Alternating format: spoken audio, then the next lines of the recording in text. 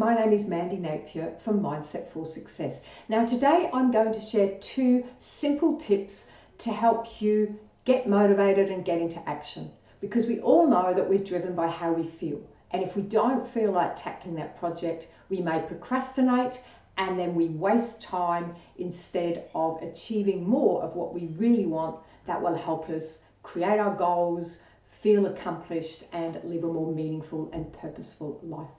So the first simple tip is, if you have a big project to do or lots of things on your to-do list and you start to get overwhelmed or you feel, oh, I can't do this, it's too hard. Remember, we are driven by how we feel, and we're very much motivated away from pain and towards pleasure. So the chances are you may procrastinate.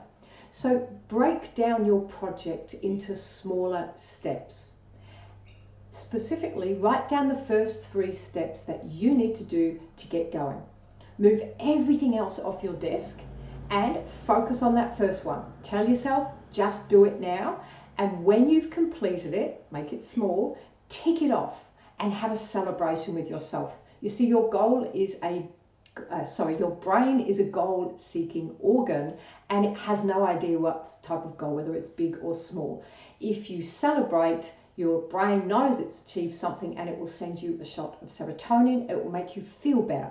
And when you feel better, you're more likely to keep going. Tackle the next one and do exactly the same thing with that one. Keep going, and you will build that sense of achievement. You will feel more motivated, and importantly, you'll be proving to yourself that you can do the things that are necessary. So when you do this consistently, it makes a massive difference of how you will much more easily be able to get into action and stay into action and out of overwhelm, because you have a better strategy. The second thing to do is to make sure that in your day you have something scheduled later in the day or in the evening that you're looking forward to. It could be connecting with friends, it could be watching your favorite show, it could be going out for exercise, down to the beach, having some fun, something that you love, and focus on it in the morning so that your brain sends a shot of dopamine in anticipation of this fun event. That will also help you keep focused, raise your energy so that you get into action now. And if you are very careful on managing your time before that event you're looking forward to, you can also help yourself with the urgency effects and help yourself get on with those tasks, because you know in X hours you've got this great fun activity to look forward to.